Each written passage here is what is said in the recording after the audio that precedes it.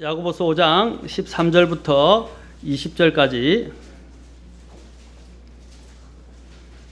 자, 다 찾으셨으면 같이 저와 여러분이 교독하도록 하겠습니다. 제가 먼저 읽겠습니다. 13절부터 20절까지입니다.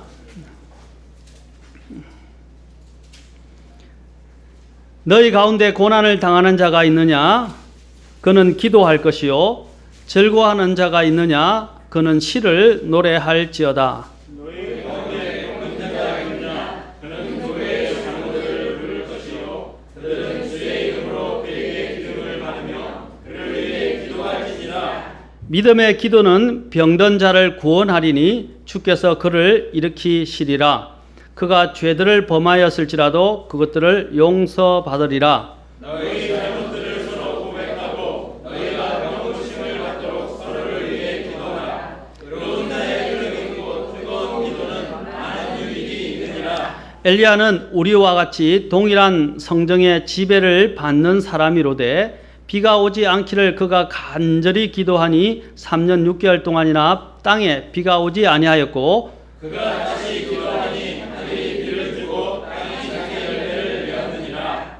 형제들아, 너희 중에 어떤 사람이 진리를 떠나 잘못하는데 누가 그를 돌아서게 하면 그 죄인을 그의 길의 잘못에서 돌아서게 하는 자가 한 혼을 사망에서 구원하며 허다한 죄를 덮을 것임을 그가 알게 할지니라. 기도하겠습니다.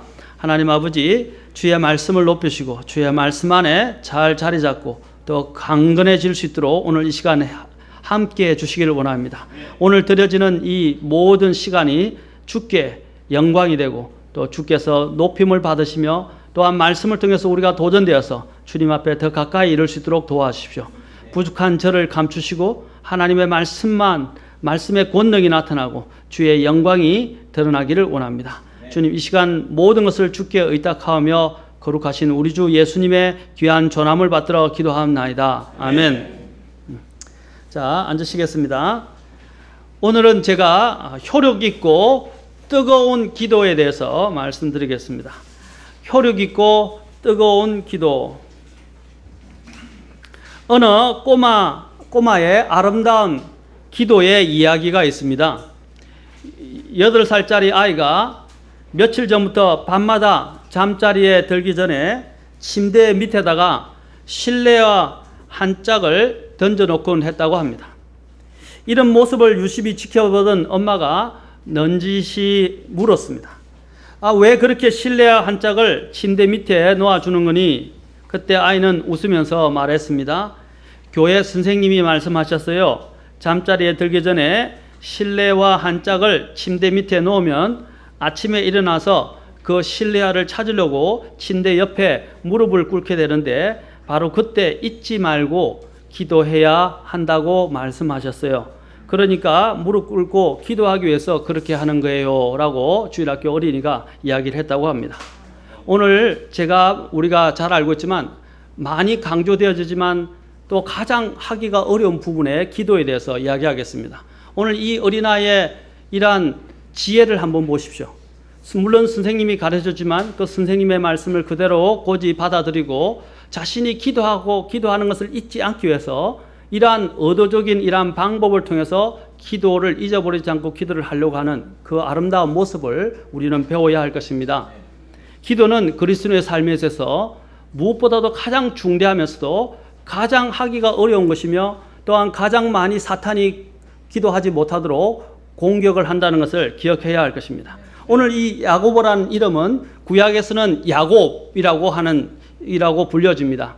히브리어는 야곱이지만 여기에 우리의 신약에서는 야고보라고 불려집니다. 이것은 야고보라는 이름의 변형인데 이 이름의 원래 뜻은 발꿈치를 잡다라는 이름을 가지고 있는 이름이었습니다. 이 야고보는 여러분 사도 야고보 12제자 중에 하나의 야고보가 아니고 예수님의 또한 그 아버지가 다른, 그렇죠? 하나의 형제였습니다. 이복 형제는 아니고 아버지가 다르죠. 아버지가 다른 형제였습니다. 마리아를 통해서 난, 그러나 요셉을 통해서 낳았죠. 예수님은 하나님을 통해서 성령님에 의해서 잉태되었습니다. 그렇죠? 아버지가 완전히 달라요. 그런데 이 야고보는 바로 예수님의 동생이라고 할 수 있습니다. 자, 육체적으로는 예수님의 동생이라고 할 수 있는데 이 사람이 불신 가운데 있다가 이제 예수님을 나중에 믿게 되었습니다. 그렇죠? 예수님의 부활을 목격하고 난 이후에 사실 믿게 되었어요. 그때까지는 불신자로 살았어요. 그 이후에는 완전히 삶이 변화되어서 교회, 나중에는 예루살렘 교회의 지도자까지 되는 것을 보게 됩니다. 그런데 그에게는 어떤 별명이 붙은지 아십니까? 그의 별명은 바로 낙타무릎이라는 별명이 붙어 있었습니다. 교회에 여러 가지 전래되어지는 이야기에 따르면 야고보는 오직 기도로 하루를 시작하고 기도로 하루를 마친 전형적인 기도의 사람으로 알려지고 있습니다. 야고보는 늙었어도 순교하는 자리에 이르기까지도 기도로 삶을 시작했고 기도로 삶을 마쳤다고 알려지고 있습니다. 야고보는 하나님 앞에 정말 무릎을 꿇는 그런 기도의 사람이었고, 야고보가 이렇게 짧은 5장의 서신을 우리에게 남겨놓았지만 이 서신은 신약의 잠언이라고 불려질 만큼 안에 확실한 이러한 잠언과 관련된 또 실제적인 삶과 관련된 부분들을 굉장히 많이 지혜롭게 강조하고 있고 가르치고 있습니다. 이것이 어디서 왔느냐? 그의 삶을 통해서 마치 액기스, 여러분 아면 모든 것을 액기스라고 하죠. 액기스를 액을 짜서 액을 하면 물을 타야 희석을 해야 우리가 먹을 수 있는 것처럼 그러한 액을 짜낸 것처럼 구약에 있는 많은 진리, 특히 잠언의 진리들을 완전히 축약시켜서 우리에게 제시하고 있는 아주 놀라운 신약의 잠언이라고 할 수 있습니다. 이러한 것들이 어디서 나왔다고 여러분 믿어지십니까? 물론 그의 믿음과 말씀과 여러 가지도 있지만 저는 기도를 통해서 왔다고 믿습니다.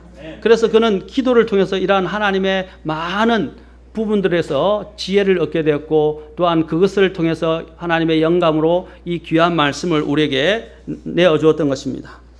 여기서 어려운 자라고 먼저 나오는데 오늘 여기 본문에서 보면 16절에 어려운 자의 효력 있고 뜨거운 기도는 많은 유익이 있느니라. 저는 이 구절에 오늘 초점을 맞추기를 원합니다. 우리가 캠프 가운데서 부흥과 기도라는 제목으로 여러분 말씀을 계속 들었습니다. 기도가 얼마나 중요하고 부흥을 이끌기 위한 기도는 전제가 되는 것이 무엇인지, 회개에 대하여, 그렇죠? 죄에 대하여 우리가 또 하나님 앞에 어떻게 나아가야 되는지 철저하게 캠프를 통해서 살펴보았습니다. 오늘은 어려운 자의 효력 있고 뜨거운 기도, 제가 효력 있고 뜨거운 기도에라고 제목을 정했는데 그 제목 앞에 제가 단서가 성경에 나와 있다는 것을 보게 됩니다. 어떤 사람의 효력 있고 뜨거운 기도라고 되어 있습니까?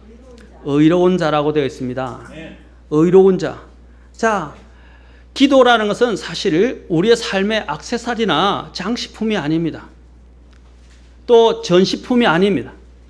기도는 또 어떤 사람들이 이야기하는 것 같은 어떤 사람만이 누리는 또 어떤 사람만이 할 수 있는 특허품도 아닙니다. 기도는 또한 어떤 사람들이 또한 이야기하고 자신만이 갖고 있는 그런 특종의 전매품도 아니라는 것입니다.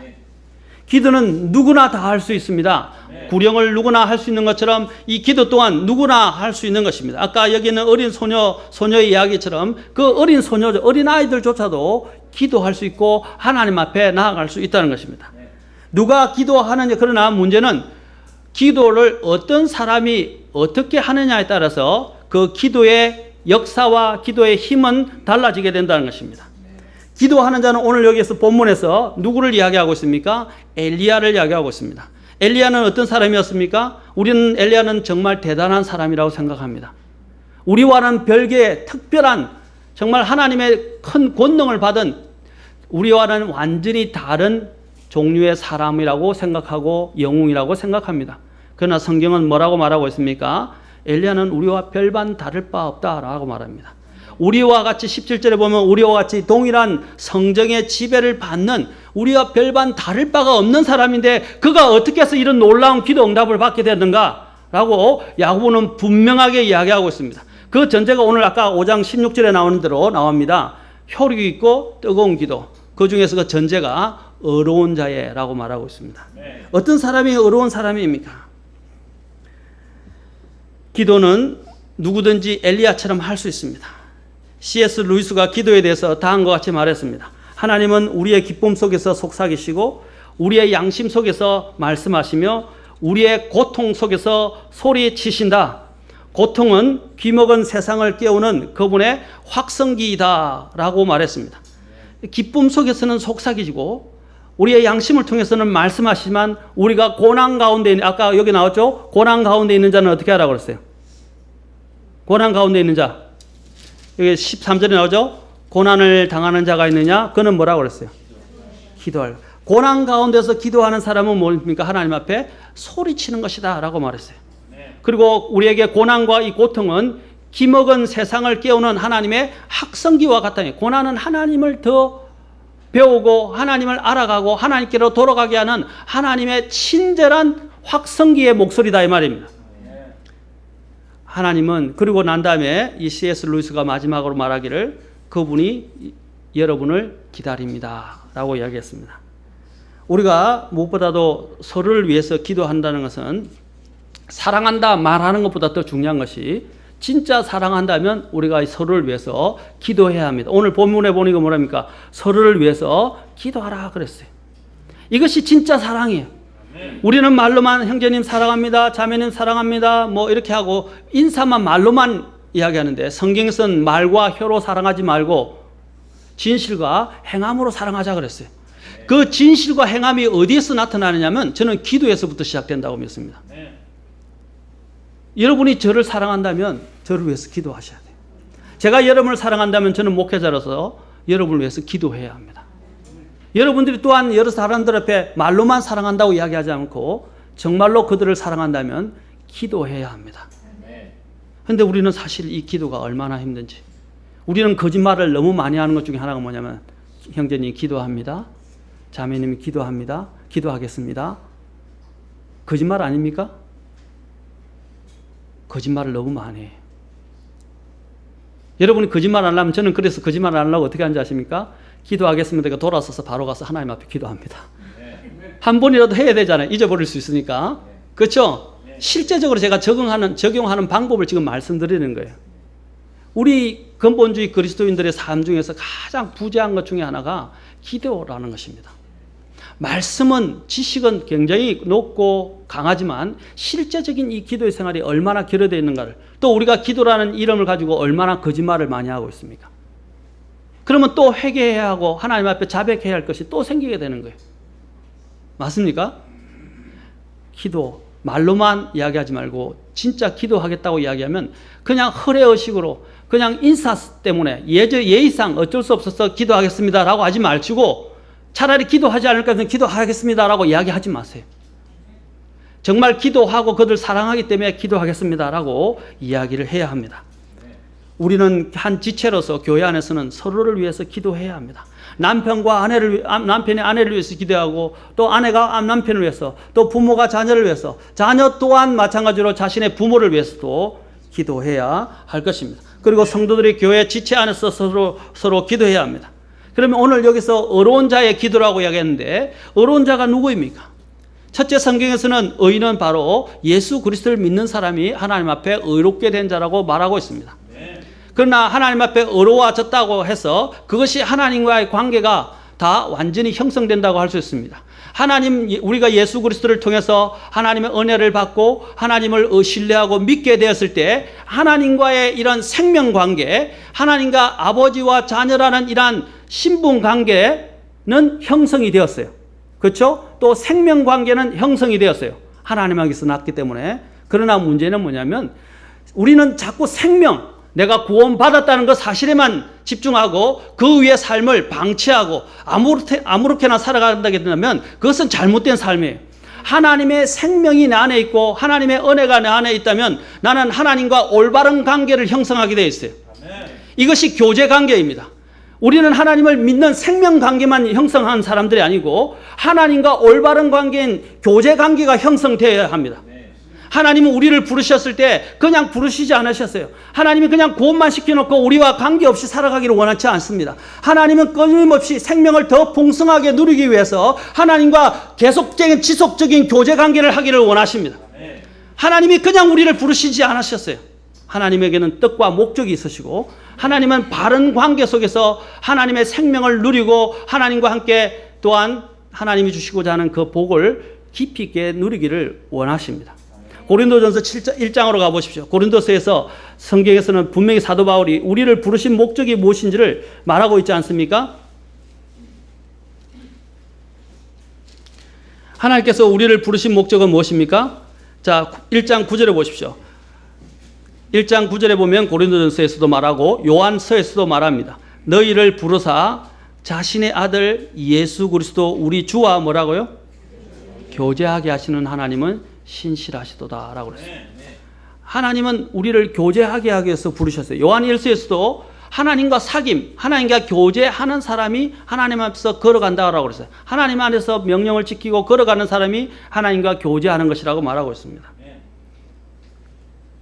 우리는 하나님과 교제한다고 하면서 계속 죄 가운데 머물면 그것은 하나님을 사랑하지 않는 것이고 하나님께 대하여 하나님을 부인하는 것과 같다고 요한일서 1장에서는 이야기를 하고 있습니다.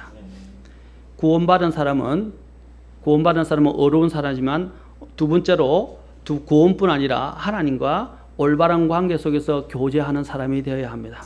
만약에 여러분의 아이가 부모와 마찰을 일으키고 부모에게 불순종하면 어떻게 되겠어요?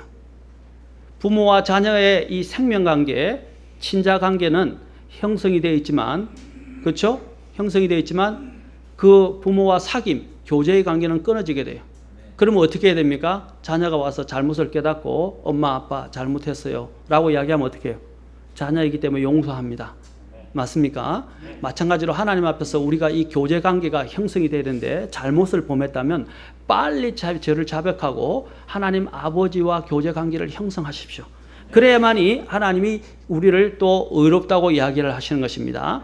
자, 또한 하나님의 뜻에, 세 번째는 뜻에 순종하는 사람이 또한 하나님 앞에 의로운 사람이다 라고 이야기할 수 있어요.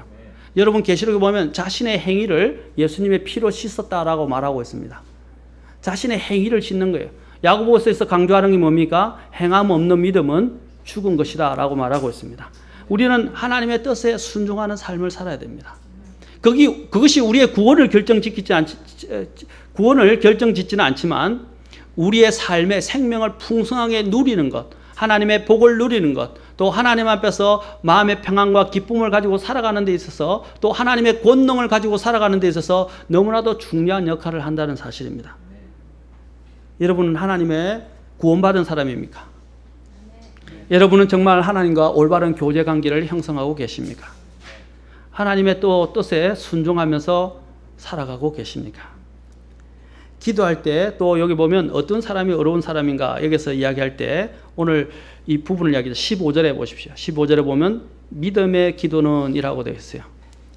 자, 그 다음에 16절에 어려운 자의 혈육 있고 뜨거운 기도라고 이야기하고 있어요. 자, 믿음의 기도. 이 믿음의 기도라가 있는 사람이 바로 어려운 사람입니다. 이 믿음의 기도는 뭡니까? 믿음이 뭐예요? 제가 늘 강조하고 이야기해요. 믿음이 뭐예요? 믿으면 자기 확신이 아니에요. 자기 신념이 아니에요. 믿음은 뭐라고 그랬습니까? 하나님을 전적으로 신뢰하고 하나님의 말씀을 통하여 그분 앞에 나아가는 것이 믿음입니다. 우리 아이가 나를 신뢰한다면, 아이를 신뢰한다면 내가 하는 말을 어떻게 해야 돼요? 믿고 그 말씀을 순종하는 것입니다. 그게 믿음이에요. 그래서 로마서 10장 17절에서는 믿음은 들음에서 나오며 들음은 하나님의 말씀에서 오느니라 라고 말하였어요. 믿음은 어디에 기초를 두는 것입니까? 하나님의 말씀에 기초를 두는 것입니다. 히브리서 11장에서 믿음의 영웅의 장에서 여러분이 영웅들을 보면 믿음으로 이야기했는데 그 믿음으로 이야기할 때 그들은 말로만 믿는다고 이야기하지 않고 어떻게 했습니까? 믿음으로 하나님의 말씀하신 것을 어떻게 해요? 순종한 것을 보게 됩니다. 믿음은 순종과 직결되어 있어요. 왜? 그것이 내가 전적으로 하나님을 신뢰합니다라는 표현이기 때문입니다. 신뢰하는 것은 그분이 말씀하신 것을 듣고 그분의 말씀에 따라 청종하는 것을 말하는 거예요. 이게 진짜 믿음이에요. 그냥 무조건 산에 가서 기도하고 무조건 자신의 원하는 것들을 간구하는 것이 믿음의 기도가 아니에요. 하나님의 말씀에 기초를 두고 하나님의 신뢰하는 그 약속의 말씀을 붙들고 기도하는 것이 믿음의 기도라는 것입니다. 거기 보면 이 어려운 자의 기도는 바로 믿음의 기도를 드리는데 하나님의 말씀을 기반으로 하여 말씀을 붙잡고 말씀을 기초로 하여 하나님 앞에 나아가서 기도를 하는 사람입니다. 저와 여러분이 제일 잘 알고 있는 기도의 사람이 누구죠? 예, 야고보도 있지만 조지 뮬러라고 여러분 잘 알고 있어요. 워낙 유명한 사람이에요. 근데 여러분들이 알 때 조지 뮬러를 그냥 무작정 기도한 사람으로 생각하시면 안 돼요. 그는 무릎을 꿇고 100번 성경을 읽었다고 알려져 있어요. 무릎을 꿇고 읽은 것만 100번이에요. 그 다음에 그가 하나님 앞에 기도할 때 어떻게 기도한지 아십니까? 나중에 뒤에 살펴보겠지만 몇 구절을 살펴보겠지만 하나님의 말씀의 약속을 붙들기 전까지는요 절대로 그는 기도하지 않았어요. 성경을 처음부터 끝까지 다 알려는 한이 있더라도 자신에게 오늘 주신 이러한 꼭 필요한 부분들의 약속의 말씀을 찾을 때까지 성경을 읽었어요. 읽고 그래서 하나님이 성령을 통해서 마음에 강한 확신을 주시는 말씀이 오면 이 말씀이 하나님의 약속이다 하고 말씀을 붙들고 그때부터 하나님 앞에 기도하기 시작했어요. 어떤 때는 말씀의 약속을 찾기 위해서 밤 늦도록 성경을 찾는 적도 있어요. 그는 하나님의 약속의 말씀을 의지하지 않고서는 기도하지 않았어요. 그렇게 순수하고 그렇게 하나님의 말씀에 기반을 두었기 때문에 하나님이 그의 삶을 통해서 놀랍게 역사하셔서 지금 알려진 것만 해도 5만 번 이상 기도 응답을 받았다라고 하셨어요. 5만 번. 그는 기도의 목록을 가지고 있었습니다. 얼마나 대단한 것입니까? 우리는 우리의 마음을 하나님께 순종하기로 결정해야 합니다. 우리는 하나님의 마음과 성품에 일치된 사람으로서 살아가고 또한 그 말씀에 힘입어서 기도하는 사람이 되도록 해야 할 것입니다. 기도가 순종을 대체할 수는 없어요. 기도는 더 순종을 낳게 만들어줍니다. 우리는 순종하지 않고 기도만 하면 모든 것이 잘 될 것처럼 이야기하지만 아십니다. 기도를 하면 하나님이 순종할 수 있는 능력을 우리에게 주시기 시작합니다. 그 순종의 능력으로 우리는 하나님 앞에 더 가까이 이르게 되어 있어요. 왜 사람들이 순종하지 못하는지 아십니까? 하나님의 말씀의 기준이 없기 때문이기도 하지만은 몰라서 그런 것도 있어요. 기도하지 않기 때문입니다. 자신이 순종할 수 있는 능력이 나에게서 오지 않아요. 우리는 물론 순종하는 구원받을 때 순종의 영을 하나님께서 우리에게 주셨어요. 능력도 주셨어요. 그러나 먼저 이 순종한 능력이 내 옛사람을 오늘 오전 주일학교 성경공부 어른에서 배웠지만 내 안에서 역사해서 죄를 이기기 위해서는 어떻게 해야 됩니까? 내가 육신이 죽어야 돼요. 육신을 죽일 수 있는 가장 대표적인 방법이 기도예요. 디모데전서 4장에서는 뭐라고 했어요? 너희가 말씀과 기도로 거룩히 구별됨이니라 라고 그랬어요. 말씀과 기도로 어떻게 해요? 거룩히 구별된다. 기도는 순종할 수 있는 능력, 하나님을 더 신뢰하는 능력, 또 하나님을 더 나아가도록 만들어주는 놀라운 권능입니다. 심지어는 기도는 손을 뻗어서 하나님의 왕자까지 움직입니다. 하나님의 마음을 돌이키게 한다 이 말입니다. 그 정도로 막강한 권능을 갖고 있는 것이 바로 기도입니다. 그런데 우리는 이것을 너무나도 잘 알면서도 실제 삶에서 기도가 되어지지 않고 있다는 것입니다. 그래서 어떻게 효과 있게, 효력 있게 역사를 할 수 있어요? 보면 효력 있게 역사를 못하는 이유가 바로 이 어려운 하나님과의 관계가 제대로 형성되어 있지 않기 때문입니다. 기도하지 않기 때문입니다. 너희가 구하여도 얻지 못하는 것은 기도하지 않기 때문이라고 말씀하셨습니다. 요한일서 3장 22절에 보면 이렇게 말하고 있습니다. 요한일서 3장 바로 뒤에 3장 22절에서 우리에게 또 말씀하십니다.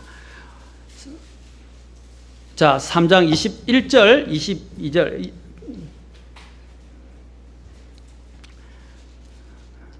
자, 참고를 위해서 20절부터 읽겠습니다.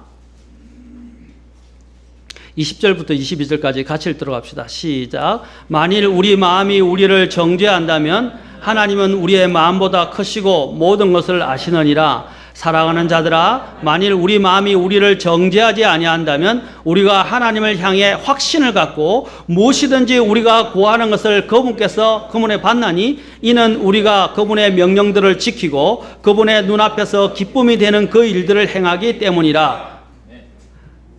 정죄의 문제가 뭡니까? 내 마음에 죄에 대한 찔림이 있다는 겁니다. 그렇죠? 그 문제가 없어야 된다고 그랬어요. 그랬으면 어떻게? 죄를 빨리 자백하고 하나님과 관계를 회복해야 되겠죠? 그 다음에 어떻게 하라고 그랬어요? 이제 무엇이든지 우리가 구하는 것을 그분에게 받는데, 처음에 정죄하지 않으면 확신이 있다고 그랬어요. 그 다음에 이제 그분에게서 받게 됐는데, 무엇이든지 어떻게 할 때 나온다고 그랬어요? 이는 이라고 조건이 나와요. 그분의 명령을 순종하고 지키고 그분의 눈앞에서 기쁨이 되는 그 일을 행할 때 하나님이 어떻게 한다고 그랬어요? 응답하신다라고 되어 있어요. 응답해 주신다. 순종은 너무나도 중요합니다. 그리고 하나님의 말씀을 지키는 일도 중요합니다. 요한복음 14장 13절부터 15절에서도 또 같이 또 말씀하십니다. 같이 가서 보겠습니다. 요한복음 14장 13절부터 15절까지. 여기도 동일한 말씀을 지금 사도 요한이 계속 요한복음에도 말씀하시고 요한 1서에서도 말씀하십니다. 요한복음 14장 13절부터 15절까지. 자, 이것도 같이 읽도록 하겠습니다. 시작. 너희가 내 이름으로 무엇을 구하든지 내가 그것을 행하리니 이것은 아버지께서 아들 안에서 영광을 받게 하려 함이라. 너희가 내 이름으로 무엇이든지 구하면 내가 그것을 행하리라. 또 15절. 너희가 나를 사랑하면 내 명령들을 지키라. 주님이 사랑하면 주님의 명령을 지키라고 되어 있어요. 그리고 주님의 명령을 지키고 무엇이든지 주님의 이름으로 구하면 주님께서 행하시고 또 시행하시겠다고 약속하셨습니다.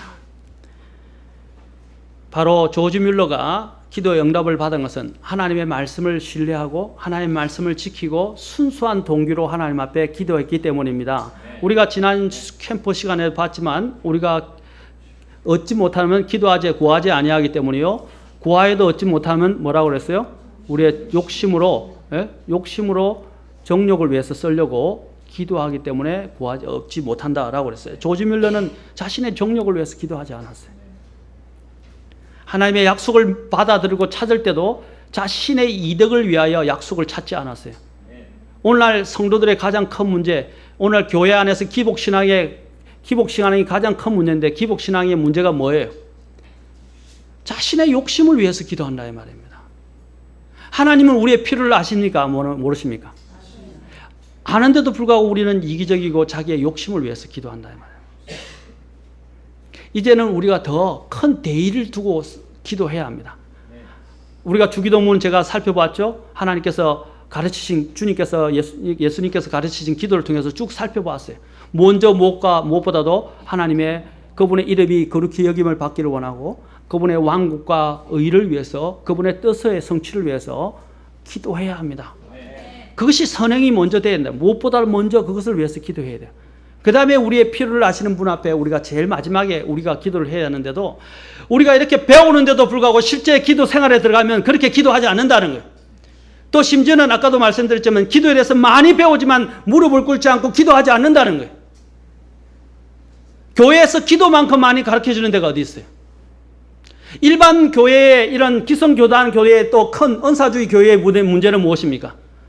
하나님의 말씀의 뜻도 모르고 말씀도 알지 못하고 기복적으로 무조건 하나님 앞에 매달리는 기도를 하기 때문에 오늘날 우리들의 문제는 무엇입니까?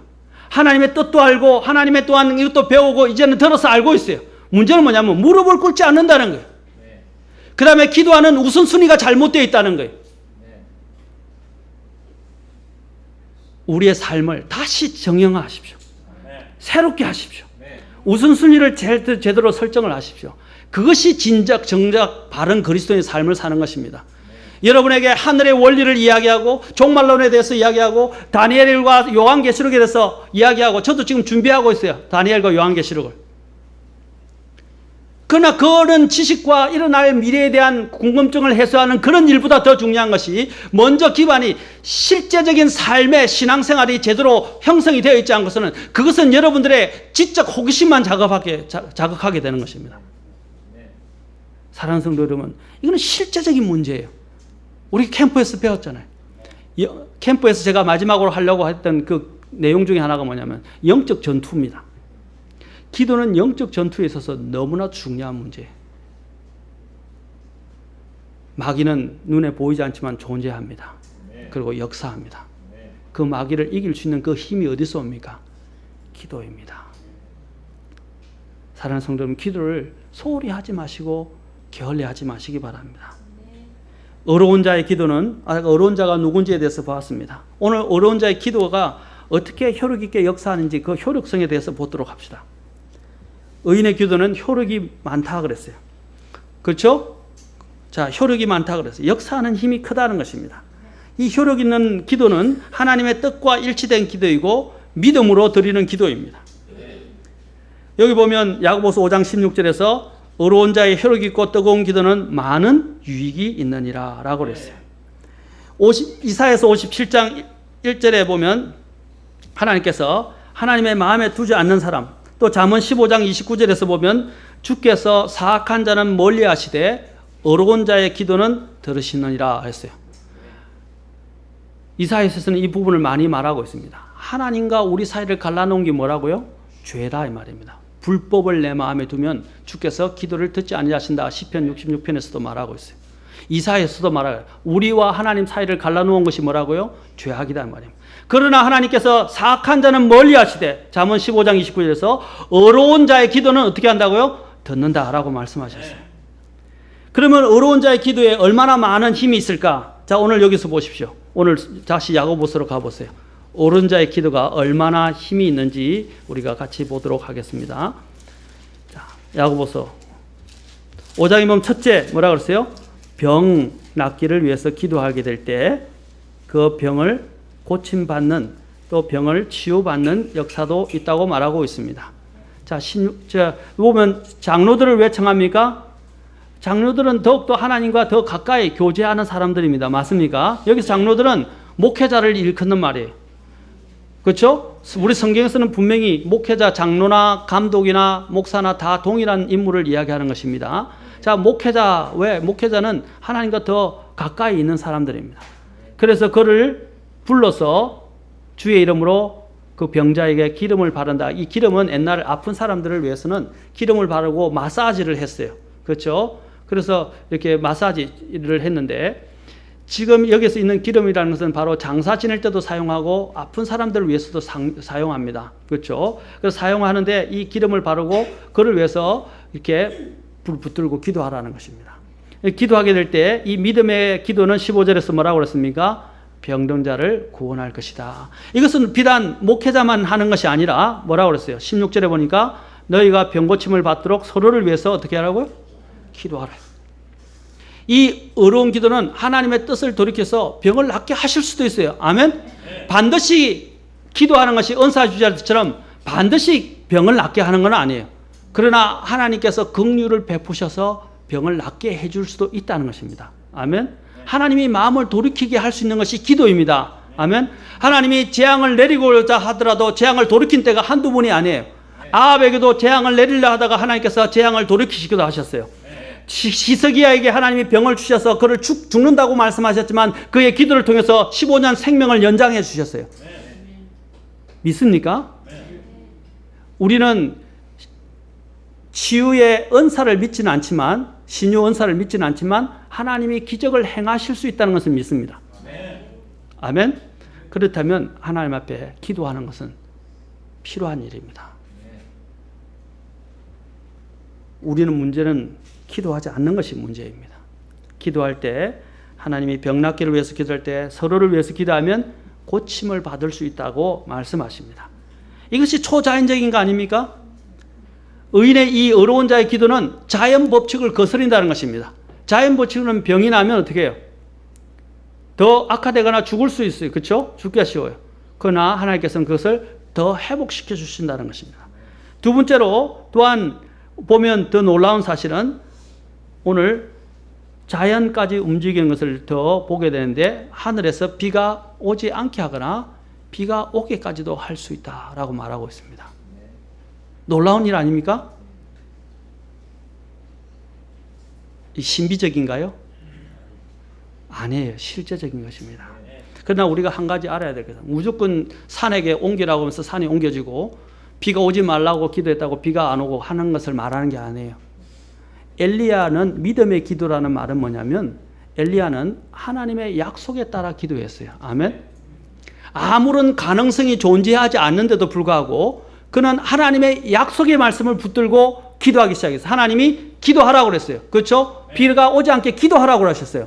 하나님은 그냥 비가 오지 않게 할 수 있었어요. 그러나 하나님은 누구를 통해서 역사하십니까? 기도하는 사람, 하나님을 신뢰하고 하나님을 따르고 순종하고 기도하는 사람을 통해서 하나님은 일을 하십니다. 아멘. 하나님은 자신의 일들을 자신의 종에게 계시하지 아니하고서는 일하지 아니하신다고 그랬어요. 하나님은 자신의 일을 행하실 때 반드시 신실한 하나님의 일꾼을 통해서 함께 일하십니다. 그 일에 순종하서 동참하는 사람, 기도하는 사람을 통해서 하나님은 그 사람을 통해서 역사하시고 일하기 시작하십니다. 하나님의 임의대로 행하실 수 있으세요. 그러나 하나님은 항상 우리가 협력하기를, 그분의 일에 협력하기를 원하십니다. 엘리야는 바로 그러한 대언자였어요. 그래서 그에게 기도하라고 했을 때 그가 기도하자 도저히 있을 수 없는 상황에서 3년 6개월 동안 비가 오지 않았어요. 그리고 3년 6개월 동안 비가 오지 않고 난 다음에 하나님이 또 기도하라고 하셨을 때 보세요. 하늘이 굉장히 청명했어요. 구름이 이룰 수 있는 가능성이 하나도 없었어요. 그런데 엘리야가 하나님의 약속을 믿고 하나님이 기도하라 했을 때 그거 어떻게 했어요? 그가 엎드려서 목을 무릎 사이에 끼고 7번이나 기도했어요. 처음에 기도해서 종이에게 시켜서 구름이 오는 거 아니에요. 아무것도 안 보입니다. 다시 기도했어요. 또 보니까 아직도 아무것도 안 보입니다. 나중에 기도하기 시작하니까 좀 있다가 조그만 구름들이 보입니다. 저 멀리서. 또 기도하기 시작하니까 그것이 먹구름을 형성해서 비가 쏟아지기 시작했어요. 아무것도 보이지 않는 것을 하나님의 약속을 붙들고 기도하는 것이 바로 믿음이라는 것입니다. 아멘. 엘리야는 그냥 기도한 게 아니에요. 아까 믿음의 기도라고 하겠죠. 엘리야는 하나님의 약속을 붙들고 그게 조지 밀러가 했던 방법이에요. 저도 저희 부모님을 위해서 기도할 때 사도행전 16장 31절 디모데전서 2장 5절 4절과 5절 이런 구절들을 가지고 기도하기 시작했어요. 하나님은 모든 사람이 구원받기를 원하지 않습니까? 하나님이 너와 내 집이 구원을 받을 것이라고 약속하지 않으셨습니까? 그리고 베드로후서를 통해서 하나님은 모든 사람이 회개하여 구원에 이르기를 원하지 아니하십니까? 하나님의 마음을 가지고 하나님은 사악한 자도 멸망당하기를 원하지 않지 아니하십니까? 에스겔서의 말씀. 이런 구절들을 가지고 하나님 앞에 기도하기 시작했어요. 그래서 하나님이 27년 만에 기도 응답하셨어요. 사랑하는 성도 여러분, 기도를 할 때 하나님의 약속을 붙드시기 바랍니다. 또한 기도는 어려운 자의 기도의 역사는 또한 보면 죄에서 사람들을 돌이키게 만듭니다. 놀랍지 않습니까? 죄에서 돌이키게 만들어요. 여기 보니까 뭐라 그랬습니까? 자, 15절 잘 보십시오. 그가 죄들을 범하였을지라도 그가 아픈 이유 중에 하나가 죄일 가능성을 15절에서 시사하고 있습니다. 그가 죄들을 범하였을지라도 그것들을 어떻게 한다고요? 용서받게 해줄 수 있다라고 합니다. 우리가 죄를 용서하는 게 아니고요. 오직 죄는 하나님만이 용서하십니다. 그렇죠? 우리가 기도할 때 그가 회개하여 하나님께 나아가도록 만들어준다 이 말입니다. 아멘? 그리고 죄로 인해서 병이 오는 경우도 있어요. 은사주의자들은 무조건 죄 때문에 마귀 때문에 온다고 이야기하는데 성경은 그렇게 이야기하잖아요. 자연적인 병도 있지만은 죄로 인해서 하나님의 징계로 인해서 병이 올 수도 있어요. 그럴 때 우리가 그를 위해서 기도하면 그가 회개하여 회심해서 돌이킬 수 있다는 것입니다. 그것을 또 어디서 이야기하면 19절과 20절에서 이야기합니다. 자 보세요. 왜 갑자기 19절, 29절, 20절이 나왔겠어요? 19절과 20절이 나온 것은 지금 기도에 대해서 야고보가 이야기하는 가운데 나온 겁니다. 문맥을 잘 살피셔야 돼요. 자 보세요. 형제들아 너희 중에 어떤 사람이 진리를 떠나 잘못하는데 누가 그를 돌아서게 하면 그 죄인을 그의 길의 잘못에서 돌아서게 하는 자가 한 혼을 사망에서 구원하며 허다한 죄를 덮을 것임을 그가 알게 할지니라. 뭐라고 했어요? 허다한 죄를 덮는다. 이 말이 뭐냐면 어떤 사람들이 우리의 기도를 통해서 그로 하여금 하나님께서 역사하셔서 돌이키게 만든다는 것입니다. 그 중에 대표적인 것이 바로 어머니의 기도입니다. 좀 이따가 어머니로 인해서 돌아온 사람들의 예들을 제가 말씀드리겠습니다. 기도 응답의 왕으로 우리가 잘 알고 있는 또한 조지 뮬러는 친구 5명을 주님께로 인도하기 위해서 기도를 시작했습니다. 5년 후에 한 명이 구원을 받게 되었습니다. 10년 후에 2명의 친구가 주님 앞으로 인도함을 받았습니다. 25년 동안이나 계속된 기도 가운데 4번째 친구가 25년 만에 구원을 받았습니다. 죽기 바로 직전까지 마지막 한 친구가 구원을 못 받았어요. 계속해서 죽을 때까지 기도했어요. 근데 죽을 때까지도 응답이 없었어요. 근데 죽은 후에 몇 달 후에 이 마지막 친구가 구원을 받게 되었습니다. 그 마지막 친구를 위해서 조지 뮬러는 52년간을 기도했다고 합니다. 기도가 땅에 떨어지지 않았습니다. 그의 끈질긴 그 친구를 향한 사랑과 끈질긴 기도가 이 친구들을 이렇게 놀랍게 구원했습니다. 마지막 친구의 구원을 그는 보지 못했지만 아마 천국에서 봤을 거예요. 그렇죠? 그의 기도가 응답되는 거 얼마나 기뻤겠습니까? 사랑하는 사람들의 구원을 위해서 저와 여러분은 지금까지 얼마나 오랫동안 기도하셨습니까? 혹시 기도에 지쳐서 포기하지 않으셨습니까? 조지 뮬러의 이러한 끈질긴 기도의 열정을 알게 됐을 때 우리는 다른 사람을 위해서 우리가 드리는 기도가 얼마나 보잘것없는가를 생각해 주십시오. 주님은 겟세마네 십자가의 죽음을 위해서 33년간을 하나님과 동행하면서 기다리시고 기도하셨어요. 우리가 히브리서에서 잘 알죠? 주님의 그 간절한 기도로 해서 어떻게 해요? 하나님께서 그분의 기도를 들으셨다라고 되어 있어요. 주님이 얼마나 기도하셨어요? 얼마나 간절히 기도하셨어요? 땀이 피가 되도록 기도하셨다고 말하고 있어요. 조지 뮬러의 하나님은 우리의 하나님이 되실 수 있습니다. 엘리야의 하나님은 우리의 하나님이십니다. 아멘? 그런데 왜 엘리야와 조지 뮬러가 우리가 다른가요? 아닙니다. 분명히 성경은 말하지 않습니까? 동일한 성령의 지배를 받는 우리와 같은 연약한 사람이었다라고 말하고 있습니다. 우리도 엘리야처럼 될 수 있고 우리도 조지 뮬러처럼 될 수 있습니다. 아멘? 믿으시고 하나님 앞에 나아가셔야 돼요. 시편 9편 10절에서는 이렇게 말합니다. 주의 이름을 아는 자들이 주를 신뢰하리니 주의 이름을 아는 자들이 주를 신뢰하리니 주여 주께서 주를 찾는 자들을 버리지 아니하셨나이다. 아멘. 주를 찾는 자들을 주님은 버리지 않는다라고 하셨어요. 포기하지 마십시오. 포기할 것 같은 그런 어려운 상황에서도 절대로 포기하지 마십시오. 아멘. 반드시 열매를 맺게 될 것입니다. 그것이 바로 뜨거운 기도. 자, 마지막에는 또 여기서 이야기해 뜨거운 기도를 이야기하고 열렬한 기도, 절실한 기도, 간절한 기도를 말합니다. 어려운 자의 혈육이 있고 뭐라고 그랬어요? 뜨거운 기도는 많은 유익이 있느니라. 이것은 지속적으로 끈질기게 하나님 앞에 기도하는 것입니다. 엘리야가 5장 17절에 보니까 뭐라고 됐어요? 엘리야가 어떻게 기도했다고 그랬어요? 엘리야가 비가 오기를 그가 어떻게 기도했다고요? 줄 꺼놓으세요.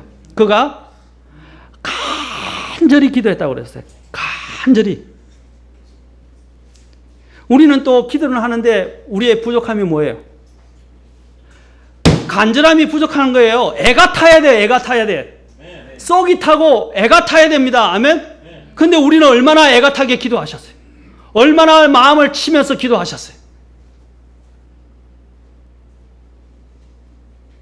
우리는 하나님 앞에 이 너무 애절함과 간절함이 부족해요. 마치 마음을 찢는 것처럼 너희는 옷을 찢지 말고 마음을 찢으라고 주님이 말씀하셨어요. 마음을 찢으면서 애통해하면서 기도해야 합니다.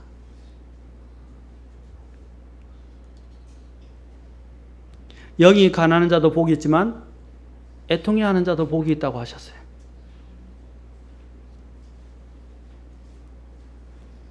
여기서 이 간절히 기도하다라는 헬라어 그리스어는 프로스 UK라는 단어입니다. 근데 프로스 UK라는 단어가 무슨 뜻인지 아십니까? 기도 위에 기도를 뜻이고 또는 기도로 기도를 계속했다 이런 뜻입니다. 기도로 기도했다 이 말입니다. 기도 위에 기도 또는 기도로 기도를 했다는 뜻입니다. 이 뭡니까? 그는 계속 반복적으로 중언부언한 게 아니고 간절하게 기도가 될 만큼 기도로 그는 나아갔다는 것을 말해 주는 거예요. 이것은 기도의 횟수를 말할 뿐 아니라 기도의 열렬함과 끈질김과 지속적인 기도를 말해 주는 것입니다. 예수님께서는 우리에게 구하고 또 찾고 찾으라고 말씀하셨습니다. 이 단어들을 할 때 구하라, 찾으라 하실 때 이 단어는 현재 진행형이에요. 계속적으로 계속 구해야 함을 말하고 있습니다.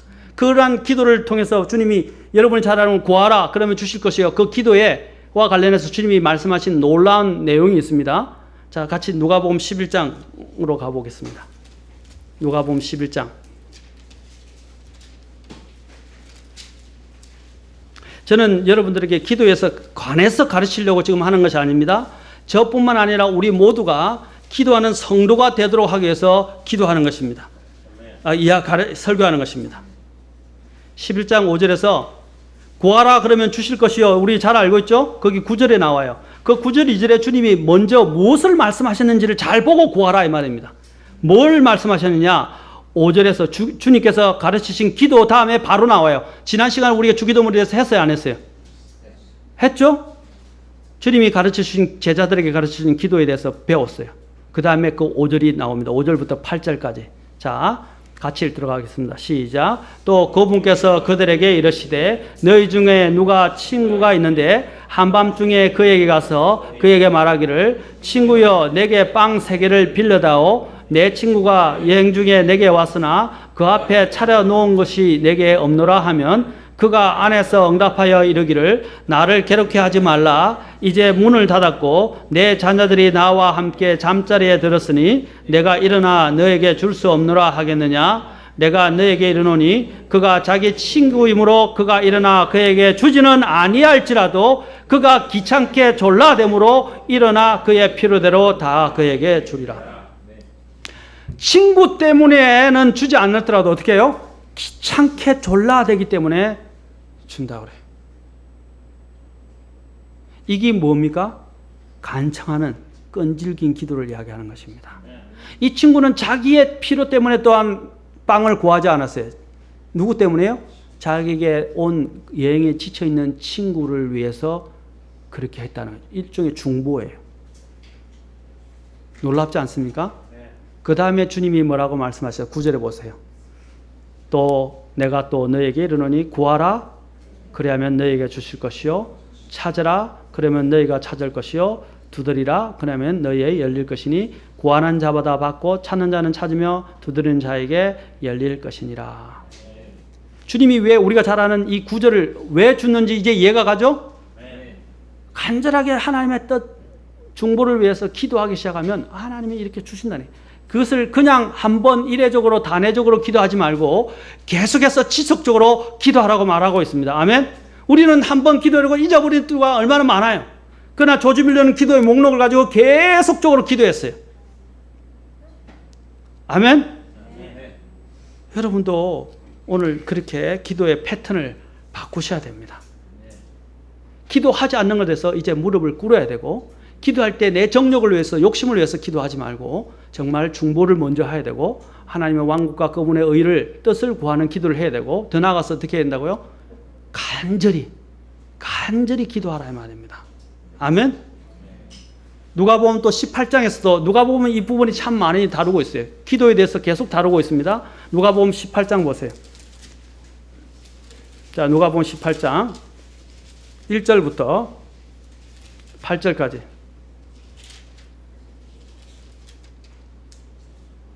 자, 낙심하지 않는 과부의 비유에 대해서 이야기합니다. 여러분들이 잘 알고 있는 거죠. 1절부터 8절까지 다시 같이 한번 읽어보겠습니다. 시작. 사람들이 항상 기도하고 낙심하지 말아야 할 것을 보여주시려고 그분께서 그들에게 비유로 말씀하여 이르시되 어떤 도시에 하나님을 두려워하지 아니하고 사람도 존중하지 아니하는 한 재판관이 있었고 그 도시에 한 과부가 있었는데 그녀가 그에게 가서 이르기를 내 대적에게 내 원수를 갚아주소서 하되 그가 한동안 들어주지 아니하였으나 나중에 속으로 이르되 내가 하나님을 두려워하지 아니하고 사람도 존중하지 아니하지만 이 과부가 나를 괴롭게 하므로 내가 그녀의 원수를 갚아주리라. 그렇지 않으면 그녀가 항상 와서 나를 지치게 하리라 하였느니라 하시니라.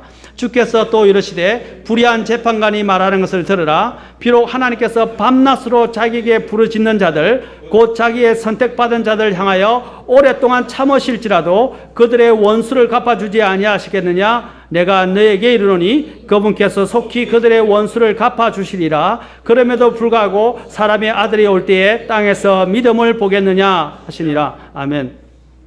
주님이 오늘 이 비유의 말씀을 통해서 뭐라고 그랬어요? 항상 기도하고 낙심치 말아야 한다고 말씀하셨어요. 아멘. 그러면서 이 과부의 이야기였어요. 과부는 불의한 재판관에게 구했어요. 그런데 그 과부가 구하는 것은 불의한 내용이 아닙니다. 정당한 권리예요. 그렇죠? 그러나 불의한 재판관이 들어주지 않을 수도 있지만 이 과부의 정당한 권리로 끈질기게 기도하는 것 때문에 어떻게 했어요? 이 귀찮게 하니까 도저히 안 되겠다. 해결해 주겠다고 이야기했어요. 그래서 주님이 그 부분에 대해서 말씀하시면 7절에 뭐라고 말씀하십니까? 하나님께서 밤낮으로 자기에게 부르짖는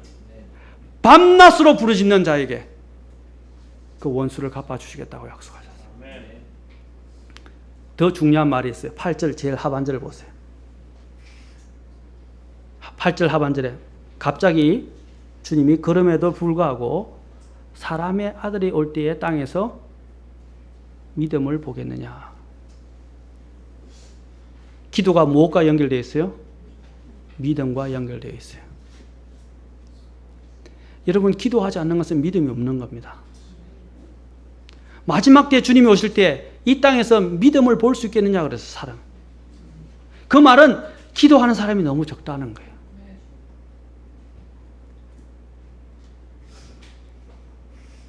우리는 무관심하게 구할 때 아무 노력을 기울이지 않고 구하고 크게 가치 있게 여기지 않고 구하게 될 때 어떻게 우리가 응답을 기대할 수 있겠습니까? 하나님은 어떻게 했어요? 처음부터 끝까지 응답하려고 이미 준비하고 계세요. 예레미야서 29장 13절에서는 또 너희가 너희 마음을 다하여 나를 찾으면 나를 찾고 나를 만나리라 라고 말씀하셨습니다.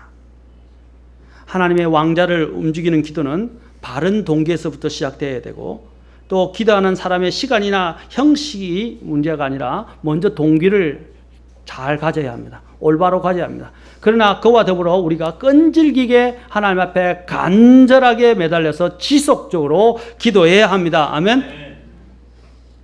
위대한 설교자 스펄전, 이제 마무리 몇 가지 예화를 드리고 마무리하겠습니다. 여러분이 알고 있는 유명한 찰스 스펄전 목사님을 아실 것입니다. 찰스 스펄전 목사님이 어머니의 기도에 대해서 다음과 같이 이야기했습니다. 우리가 어렸을 때 어머니께서 우리를 테이블 주위에 둘러앉게 한 후 성경을 한 구절씩 읽어주시고 그 성경 말씀을 우리에게 가르쳐 주시던 일요일 저녁의 일들을 내가 얼마나 감사히 여기고 있는지 말로 다할 수 없을 정도입니다.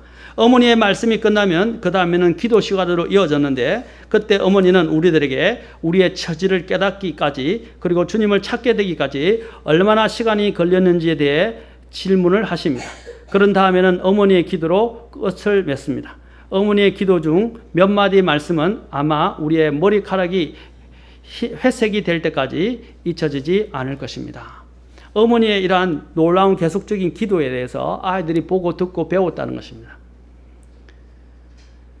그래서 어떤 분이 말하기를 진정으로 위대한 설교자가 되는 것은 웅변술도 아니고 깊은 지식도 아니고 기도와 말씀의 묵상 생활만이 주님께서 사용하시고자 하는 도구로 쓰여질 수 있게 만든다라고 했어요. 위대한 인물들 뒤에는 항상 이런 기도하는 간절한 어머니의 기도를 간절함에 있었으나 그 뜨거운 기도에 있었으나 어머니의 기도를 대신할 수 있는 것이 없기 때문에 제가 그 예로 어머니의 기도로 인해서 변화된 사람들에 대해서 두 사람 더 말씀을 드리고 마치겠습니다. 위대한 인물 뒤에는 기도하는 어머니가 있었어요. 아브라함 링컨의 어머니 낸시 여사는 링컨이 9살 때 세상을 떠났습니다. 그는 어머니의 기도 때문에 훌륭한 사람으로 바뀌었습니다. 그는 말합니다. 나는 어머니의 9살 때 돌아가셨지만 어머니의 기도를 기억한다. 그 기도는 항상 나를 따라다녔고 평생 나와 함께 했었다. 그의 어머니 낸시는 기도했습니다. 하나님, 9살 난 아들에게 물려줄 것이 이 낡은 성경밖에는 없습니다. 제가 이 땅을 떠나도 하나님께서 이 아들을 지켜주세요. 부자나 높은 사람이 되기보다는 성경을 읽는 사람이 되기를 간절히 기도합니다. 링컨은 백악관에서요, 항상 사람들을 영접할 때 기도하고 있고 말씀 묵상하고 있잖아요. 영접을 미뤘어요. 그리고 말씀 묵상하고 기도하고 난 다음에 다른 사람들, 손님들을 접견했어요. 유명합니다. 자기의 기도 시간은 절대로 방해받지 않았어요. 그는 기도를 하고 난 다음에 자신의 일들을 행했다는, 그 높은 일들을. 심지어는 해외에서 손님이 왔는데도, 외부에서. 링컨은 어린 시절 어머니를 잃었지만 어머니의 기도의 영향을 크게 받았던 사람이었습니다. 그가 얼마나 많이 실패했는지 여러분은 링컨의 자서전을 읽어보면, 그렇죠? 전기를 읽어보면 알 거예요. 링컨은 엄청 많이 정치가에 들어갔다가 떨어졌어요. 실패를, 낙선을 엄청 경험했어요. 그러나 그는 굴하지 않았고 나중에는 대통령이 되게 됐던 것은 무엇 때문입니까? 기도 때문이었습니다. 어머니의 기도가 그의 인생을 바꿔놨기 때문입니다. 여러분이 잘 아는 또 감리교의 창설자인 요한 웨슬리도 아십니다. 요한 웨슬리 어머니가 이름이 수산나입니다. 이 수산나가 어떻게 기도했습니까? 오 주여, 19명의 아이가 있었어요. 19명의 아이들을 낳고 돌보는 매일이 분주하고 지칩니다.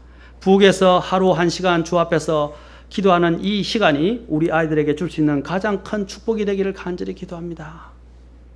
요즘은 아이들 1명, 2명 가지고 9성입니다. 근데 19명을 두고 그를 다스리면서 기도로 키웠다고 말하고 있습니다. 이 얼마나 대단한 기도의 능력입니까? 요한 웨슬리가 그냥 회심한 게 아니에요. 어머니의 기도가 있어서 되었던 것입니다. 19세기 영적 지도자인 무디도 어머니 베시의 기도가 있었어요. 그때 그 베시도 오 하나님, 저 혼자 어린 9남매를 키우는 것은 불가능하오니 도와주시옵소서. 제 아이들이 주의를 철저히 지키고 늘 성경을 배우며 그 진리 안에 살게 하시고 비록 가난하지만 남에게 베푸는 삶을 살게 하시기를 간절히 기도합니다. 세상을 떠난 남편 없이 한두 명도 아니고 여기도 9명이나 되는 자식을 믿음과 기도로 키운 사람이 바로 베시 여사입니다. 얼마나 존경스러워요. 그래서 무디가 있게 된 거예요. 이 바로 훌륭한 사람 뒤에는 기도하는 사람들이 있었다는 것입니다. 우리는 마태복음 15장 21절부터 22절에 28절에도 한 어머니가 나옵니다. 마귀에게 들린 그렇죠? 이 마귀에게 들린 딸을 위하여 예수님께 나갔을 때 예수님이 그를 거절했어요. 이방 여인에게는 나 응답하지 않는다. 근데 이 여인은 어떻게 했어요? 자신을 개에 비유했는데도 불구하고 주님 앞에 끈질기게 했을 때 주님이 그의 믿음을 보시고 어떻게 했어요? 고쳐주셨어요. 사랑하는 성도 여러분, 저희들은 얼마나 하나님 앞에 간절하게 끈질기게 기도하시면서 나아가십니까? 자식을 위해서 줄 수 있는 가장 위대한 유산이 뭐예요? 믿음 아닙니까? 그 믿음이 어떻게 생성될 수 있어요? 여러분, 기도가 그 아이의 인생을 바꾸는 데서 가장 지대한 역할을 한다는 것입니다. 아이들에게 보이기 위해서 기도하지 않더라도 여러분이 정말 골방에서 자녀를 위한 기도, 그만큼 더 끈질기고 뜨거운 기도가 없어요. 오늘 우리는 마찬가지로 어머니의 기도를 통해서 봤자면 이렇게 뜨겁고 끈질긴 기도로 하나님 앞에 나아갈 때 하나님의 역사는 정말 놀랍게 일한다는 것입니다. 우리는 하나님의 놀라운 일, 위대한 일을 기대하지 마시고 불가항력적이고 할 수 없는 불가능한 일들이 하나님 안에서 이루어지기를 기대하셔야 됩니다. 그것이 바로 기도를 통해서 이루어질 수 있어요. 말씀의 지식만 갖고 있는 사람들이 되지 마십시오. 우리 성서침례교회나 독립침례교회는 지식은 너무 많은데, 제가 늘 강조합니다. 지식이 많은데 정말 순종이 부족하고요, 정말로 기도가 부족해요. 너무나 똑똑해요. 아는 게 너무 많아서 너무 똑똑해요. 그러다 보니까 판단만 많이 하고 순종은 안 해요. 또 하나의 문제는 뭐냐? 진짜 기도하는 사람이 너무 적어요. 저는 분명하게 말했어요. 오순분 모민이 나이가 많이 드시고 연로하셔서 80이 넘으셔서 물론 말씀을 많이 하실 때도 있으시지만 그러나 저는 굉장히 귀하게 생각합니다. 초질간 그분은 아침에 매일 말씀 보고 기도하는 것들을 한 번도 놓치지 않으셨어요. 그래서 저는 이 교회가 이렇게 유지됐다고 생각합니다. 많은 우여곡절 가운데서 이 교회가 지켜졌다고 믿습니다. 모르겠어요. 또 보이지 않는 곳에서 기도하시는 분이 있는 줄 알고 믿습니다만은 저는 여러분들의 오순절 모면을 굉장히 소중히 여기시고 귀하게 여기시기 바랍니다. 이 교회가 시작될 때부터 지금까지 잊지 않고 이 교회를 지키시고 기도하시면서 33년 동안 이 교회가 존재할 4년간 지켜진 것은 기도하는 여인의 기도가 있었기 때문입니다. 기도하는 사람이 되십시오. 그래야 오늘 우리 표제가 뭡니까? 무릎 꿇는 기도로 부흥하는 교회입니다. 저는 종교적인 기도, 세속적인, 기복적인 기도를 말하지 않습니다. 성경적으로 하나님 앞에 나가는 그런 정말로 뜨겁고 효력 있는 기도가 우리 교회 안에 가득 차기를 바라고 여러분이 바로 그 기도의 용사가 되길 바라고 주님이 그 기도의 용사를 지금 찾고 계십니다. 기도하시겠습니다.